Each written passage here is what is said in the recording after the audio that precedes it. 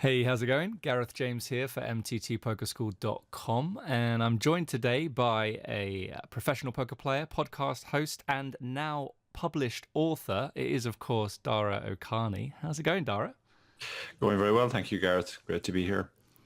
Well, as I alluded to in the intro there, Dara, you're now a published author. Do you want to tell us about your new book? What's it called, and where can we buy it?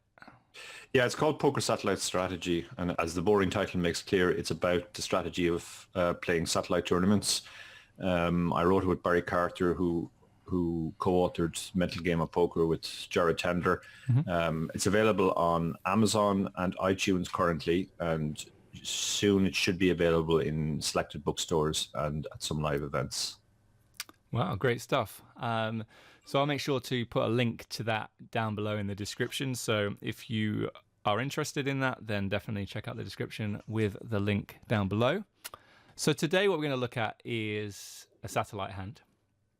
And it is the satellite to the 25k Platinum Pass. Now, shout out to Ian Simpson, who sent us this hand from the direct bubble of that tournament. So there are 4 players left, and you can see that the cutoff has around 58 bigs, the button has 24 bigs, the small blind has 28, and Ian is in the big blind with just over 32 big blinds. It folds around to the small blind, and the small blind shoves all in for 28 big blinds. And Ian has a decision here with ace, queen off. What are your thoughts at this stage, Dara? Yeah, obviously I've looked at tons of these spots from playing satellites down the year and also for preparing for the book. I'm pretty sure the small blind is supposed to shove any 2 cards in the spot, and Ian can only call with, I imagine before we look at it in Haters, he can only call with reasonably good pairs. And that might surprise people that you have to fold a hand as strong as ace queen or possibly even ace king. But the issue with calling off here is that while you will obviously be ahead of a range of any 2 cards, you're just not far enough ahead. And if we look at the stacks currently, the chip leader has about double what the other 3 guys have, and then they're all roughly equivalent. That's an approximation, but we can say that roughly they're twice as likely to bubble as he is because he has twice their chips. So there's a method we use in the I go into a detail in the book on how to calculate your chances of bubbling, and from that your chances of actually winning a seat in these spots. I refer to it as guerrilla maths because it is just a rough guide, but it's something you can do at the table. So if we have 3 guys who are twice as likely to bubble as the chip leader, and we say the chip leader's chance of bubbling are 1x, and then they're all 2x, so we have 3 2x's, which is 6x plus 1 is 7. So 7x equals 100%, because one of them has to bubble all the time. So therefore each x is roughly 14%. So the 3 short stacks who have a 2x chance of bubbling are roughly 28% to bubble and 72% to get a seat. So if Ian folds here, he's going to be 72% to win a seat. Right. And the problem with ace queen is that ace queen isn't 72% against any range. Yeah. Okay. So I guess some people might be looking at this and saying, okay, but Ian's not a risk here, so he won't in fact bubble at this point, but he will end up with, what is it, around 4 big blinds? 4 big blinds. I mean, he's effectively gone if he loses this. Yeah, exactly. Yeah. So I just wanted to make that point clear that if he does lose this, it's going to be pretty tough to claw it back from there. Let's have a look at it in HRC. So as you can see, the small blind can go ahead and shove any 2 here, and then we can look at the range that Ian should be calling here, and it is just pocket 8s plus.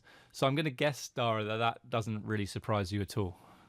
It doesn't surprise me, no. I'm slightly surprised that the line is as low as 8s. I would have suspected it was somewhere around 9s. But the thing about the pairs is the pairs do have really good equity against very wide ranges, which the unpaired hands don't have good equity. But the pairs also retain their equity even if the range tightens up a bit. You can see from the right of the screen there that calling with ace queen off actually loses 1.01% of the prize pool. Yeah. Which is fairly significant. I mean, given that there are 3 seats, that's 3% of the value of a seat, which is $750. Yeah. So it's a pretty costly mistake to call off here with ace queen off. But you can see that even, for example, ace king suited is a losing call. Yeah, so you're looking at the bottom of the range there. Eights is a profitable call. Is there ever an argument to fold here? Say, like on a regular MTT final table, you might pass on those, profitable spots that are not as profitable as some of the others because of, the other stacks at the table colliding and things like that. Do you think there's an argument here to actually fold eights or not? Yes, I think there is. I think there are two arguments. First of all, it's not massively profitable, and secondly, we are assuming that the guy is shoving any two, but maybe he's not shoving any two. Maybe his range is tighter than that. Eights is one of those hands that does start to drop off in value. It has roughly 70% equity against an any two range, but if we even tighten the range up to say top 27%, then it only has 57% equity, and 57% equity wouldn't be a call in this spot where. As we said, you need 70 to 72% equity to call off. Right. Yeah, I think that's something really interesting. And as you said, it's something that you talk about in the book and explain how to do that at the table, right? Yeah, we do the calculation so that you can work out roughly what equity you need to make these call offs.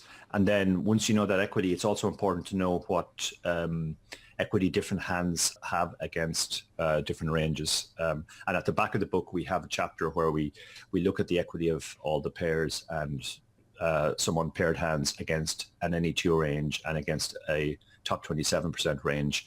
And the thing that really jumps out is the pairs tend to retain their equity very well. But hands like ace, queen, king, queen actually go way down in value as the range tightens up. Excellent stuff. Yeah, it sounds like a great... sounds like you explain it really well in the book, and then having that reference guide at the end as well. It's that must be really helpful for readers. One more thing I wanted to look at. It says here, HRC suggesting the small blind can shove any two cards. Do you think that that's going to be the case? Do you think population plays like that, or do you think they would induce the top of their range? They might induce the top of their range. They shouldn't, to be honest, because in the same way that Ian needs 72% equity to call off, they need to have 72% equity when they get it all in. Now, aces will have 72% equity. There are only two hands that will have that type of equity, aces and kings. But the problem is if they're the only two hands that you're doing something different with, aces and kings, like how can you balance that? Yeah. You can't really, given that you can shove any two. And the any two shove is profitable only because the range is protected in a sense by the fact that you could have aces or kings. If we took those out of the range, then Ian's calling range would presumably get wider. But I think, maybe in practice, like they might do something funky with their aces or kings. But even if they do, it's still not a very big point because any hand he's likely to turn over, we're not going to be 72% favored against very often unless we're lucky enough to be dominating him. Got it. I think that's really, really good. Okay. Is there anything else you wanted to add before we wrap this up? I mean, we know in this spot that the villain had 4-3 suited, and we know that that's obviously fine since he's supposed to shove an E2. And I mean, ace queen off doesn't have 72% equity against 4-3 suited. So Ian's risk of not getting the seat was greater by making this call, even though he's still obviously a strong favorite, than if he had folded. The one point we make continually throughout the book, and Andrew Brokers, who reviewed it, said we should really keep beating it in with a stick, is that in satellites, in these spots near bubbles, you have to call off really, really tight, and you generally can't call off with unpaired hands. Very good. Okay. So I think Ian did, in fact, make the call and held against a 4-3 suited. Is there anything to add to, ensuring that we're studying these spots and making sure we're making profitable calls all the time? Yeah, I mean, I'll give credit to Ian that even though he won the seat and obviously he was thrilled with that, he still was unsure enough about the spot that he sent this spot. Ian had done my satellite webinar before, and that's why he knew that you had to be really tight in these spots in your call-offs. He didn't realize quite how tight it was. Now that he's read the book, I suspect he would know that this is always a fold. You're completely right. Like, you can't be results oriented in these cases. My co-author, as we got to the end of the process of writing a book, folded kings in a spot where he only had 3 big blinds. And that was correct. And he ended up not actually getting the seat. So if he was being results oriented, he said, I should have shoved the kings. Yeah. But the great thing with tools like HRC now is we can analyze these spots with absolute mathematical certainty. Whereas, before the solvers, it was all largely conjecture. Yeah, for sure. So anyone watching this video. Two things: go out and buy Dara's book for sure. In fact, you don't even need to go out and buy it. You can buy it from the comfort of your own home. But also, make sure that you're studying these spots with HRC or ICMizer or any other software that will run similar simulations and calculations. Dara, thank you so much for coming on today. Really appreciate it. It's been a pleasure, Gareth. And yet, for everybody out there, I would reiterate, the book is meant to kickstart your thought process so that you understand the kind of strategic situations, but there's no substitute for running thousands and thousands of these spots in HRC. Absolutely. Great stuff, Dara. Okay, let's wrap things up there. This has been Gareth James and Dara O'Kearney from MTTPokerschool.com. Take care, guys, and I'll see you soon. Bye-bye.